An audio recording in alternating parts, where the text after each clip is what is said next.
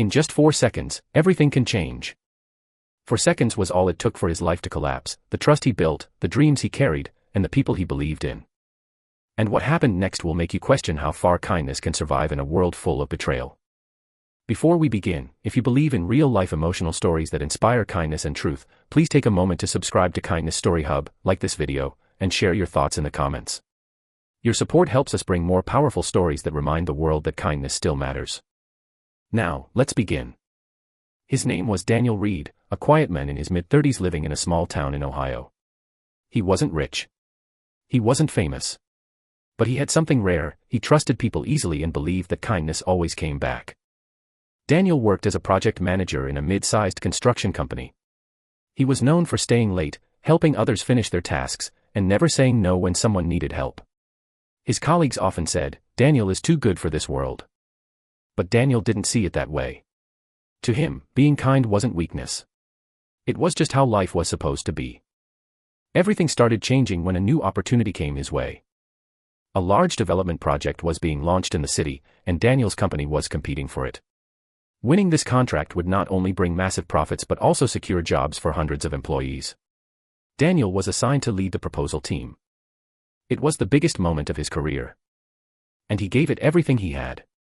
Late nights turned into early mornings.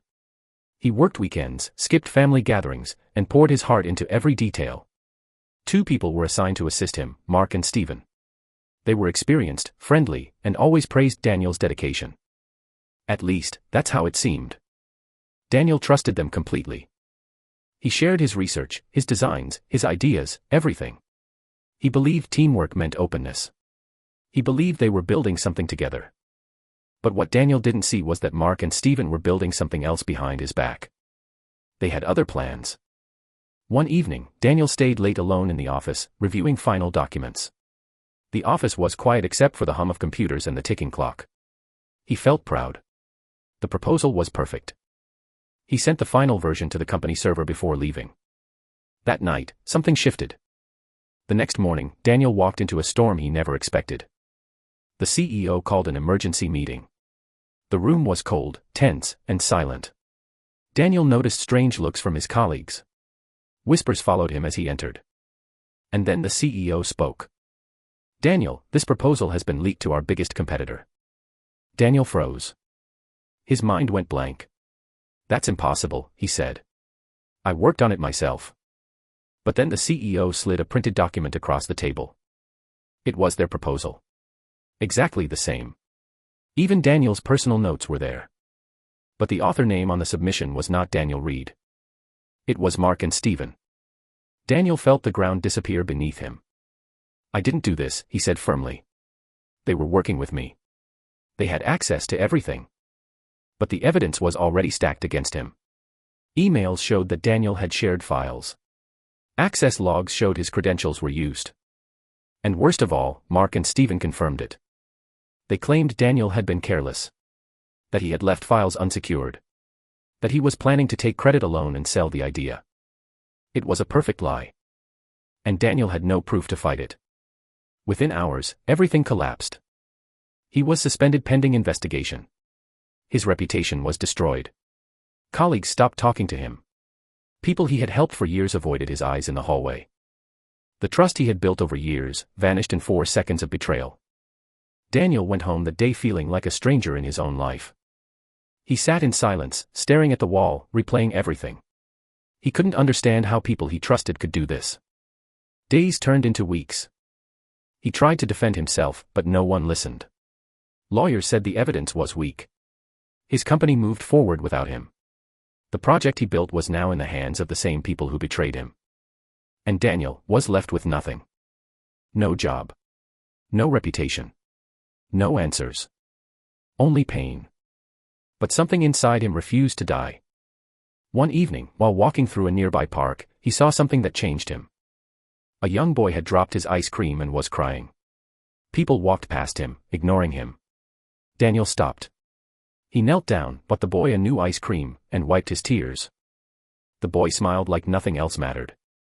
And for the first time in weeks, Daniel felt something warm inside his broken heart. That small moment reminded him, kindness still existed. Even if the world had been cruel to him. From that day, Daniel slowly rebuilt his life. Not in the same place, not with the same people, but in a new direction. He started volunteering at community housing projects. He helped rebuild homes for families who had lost everything in storms and fires.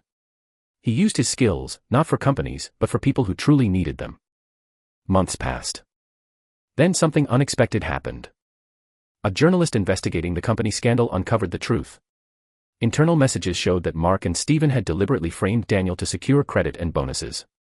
They had manipulated documents and covered their tracks carefully. The story went public. The company launched a full investigation. Mark and Stephen were fired. Legal action followed. And Daniel was finally cleared. But when they called him back, offering his job and compensation, Daniel said no. He wasn't the same person anymore. "I don't want to go back to a place where trust can be destroyed so easily," he said calmly. Instead, he continued his work in community development, building something far more meaningful than corporate success. One day, while working at a shelter project, someone asked him, "Don't you feel angry after everything they did to you?" Daniel paused for a moment. Then he smiled softly. "I used to," he said. But anger didn't rebuild anything. Kindness did. That answer stayed with everyone who heard it. Because Daniel had learned something powerful: betrayal can break you, but it can also reveal who you really are. Years later, his story spread beyond the town. Not as a story of loss, but as a story of strength. People didn't remember him for what he lost, but for how he chose to respond. He didn't let cruelty turn him bitter. He let kindness turn him stronger. And that is the true power of kindness. It doesn't always protect you from pain. It doesn't always stop betrayal. But it ensures that no matter how badly the world treats you, you don't become like the ones who hurt you. Because in the end, kindness is not about how others treat you. It's about who you choose to become after everything falls apart. If this story touched your heart, remember, one act of kindness today might be the reason someone believes in humanity again tomorrow. And maybe, just maybe, that's how we change the world. Stay kind. Stay human.